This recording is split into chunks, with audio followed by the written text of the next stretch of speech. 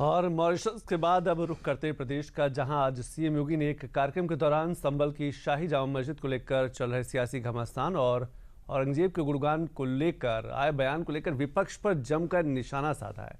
साथ ही सीएम योगी ने संभल के इतिहास का ब्यौरा देते हुए भगवा पहचान का भी जिक्र किया है। तो संभल की कहानी पर एक रिपोर्ट देख लेते हैं। औरंगजेब के गुणगान और संभल की शाही जामा मस्जिद को लेकर चल रहे सियासी घमासान के बीच बुधवार को सीएम योगी ने आरएसएस के मुखपत्र ऑर्गेनाइजर के कार्यक्रम के दौरान अपने बयान के जरिए इन मुद्दों पर सियासत करने वालों को निशाने पर लेते हुए सीधी चेतावनी दे डाली। देखिए, संभल एक सच्चाई है और मैं बार बार कहता हूं इस बारे में। देखिए, मैं एक योगी हूं, हर पंथ संप्रदाय उपासना विधि का सम्मान करते, इसीलिए मैं कह रहा हूं ना कि हर पंथ संप्रदाय एकम सत विप्रा बहुधा बनंती के इस भाव में हम विश्वास करते हैं। लेकिन हम जबरन किसी पे कब्जा करके किसी की आस्था को रौंदे तो यह स्वीकार्य नहीं है, ये कतई स्वीकार्य नहीं है। खासतौर पर तब संभल एक सच्चाई है। सीएम योगी ने हर वर्ग की आस्था को सम्मान देने का ऐलान करने के साथ ही संभल के सदियों पुराने इतिहास को बताते हुए समाज को जाति और धर्म के नाम पर बांटने वालों पर भी तीखा प्रहार किया। आज से 5000 वर्ष से लेकर के 3500 वर्ष पहले हमारे पुराण रचे गए थे, उन पुराणों में भी इसका उल्लेख है। तब श्री हरि विष्णु का 10वां अवतार होगा, एक एक चीज का उल्लेख है। ये उल्लेख होने के बावजूद इस्लाम को उदय हुए 1400 वर्ष हुए और मैं बात कर रहा हूं 3500 से लेकर के 5000 वर्ष पुरानी बात कर रहा हूं, यानी उससे भी 2000 वर्ष से लेकर के 3500 वर्ष पुरानी बात कर रहा हूं मैं। तो उतने पहले इन चीजों का उल्लेख हो चुका है।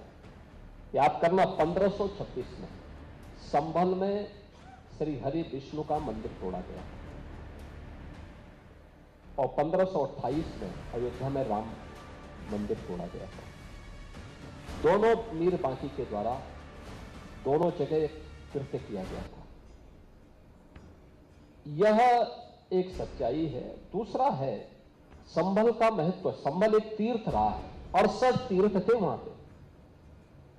अभी हम केवल 18 निकाल पाए हैं वहां पे, जो हमारे कार्य चल रहे हैं 18 हम निकाल पाए हैं। 19 कूप थे, 19 के 19 कूप हम लोगों ने निकाल लिए हैं, जिसमें उत्खनन का काम हम करा रहे हैं। आपने देखा होगा 56 वर्ष के बाद पहली बार वहां शिव के मंदिर, भगवान शिव के मंदिर में जलाभिषेक का कार्य हो पाया है। क्या कर रहे थे लोग? जो ठेका ले लिए हैं तमाम जाति के नाम पे बांटने का, क्या कर रहे थे वहां पे? संभल के मुद्दे पर सियासत करने वालों को दो टूक जवाब देते हुए सीएम योगी ने औरंगजेब जैसे आक्रांताओं की महिमा का गुणगान करने वालों पर भी तीखा पलटवार किया। देखिए, मानसिक रूप से विकृत कोई व्यक्ति ही औरंगजेब को अपना आदर्श बना सकता है। मुझे नहीं लगता है कि कोई मानसिक रूप से परिपक्व व्यक्ति या बुद्धिमान व्यक्ति औरंगजेब जैसे क्रूर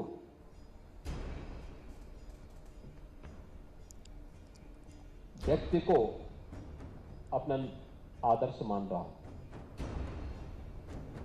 और अगर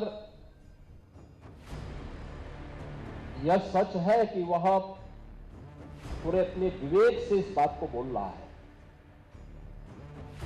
तो फिर उसको अपने पुत्र का नाम सबसे पहले औरंगजेब रखना चाहिए और फिर औरंगजेब के द्वारा शाहजहां के साथ जो व्यवहार किया गया उसको लिए भी भुक्तभोगी होने के लिए भी तैयार होना चाहिए। ईश्वर उनके वो सद्बुद्धि दें, वे भारत के नायकों का सम्मान करें, भारत के प्रति क्रूर भाव के साथ कार्य करने वाले ऐसे लोगों का नाम न लें। ये नया भारत है। नया भारत भारत की आस्था का भी सम्मान करना जानता है। नया भारत भारत को दुनिया की सबसे बड़ी अर्थव्यवस्था के रूप में स्थापित करना भी जानता है और भारत के अंदर भारत की आस्था को नुकसान पहुंचा करके भारत की आस्था के साथ खिलवाड़ करने वाले तत्वों को जवाब देना भी जानता है। इसके साथ ही सीएम योगी ने अपनी भगवा पहचान का जिक्र करते हुए पूरी दुनिया में इस पहचान के विराजमान होने की उम्मीद जताई। साथ ही भगवा पहचान को सनातन धर्म का अभिमान भी बताया। तो दुनिया मुझे कुछ भी सोचे मेरे बारे में, ये सच है, मैंने भगवा बाना धारण किया, ये मेरी पहचान है, हमारे सनातन की पहचान भी है, तो मुझे तो इस पे गौरव की अनुभूति होती है और एक दिन पूरी दुनिया पहने के देखना। सियासी सुर्खियों में चल रहे इन तमाम मुद्दों पर आए सीएम योगी के इन बयानों के बाद इन पर सियासतदानों का क्या रिएक्शन सामने आता है, देखना दिलचस्प होगा।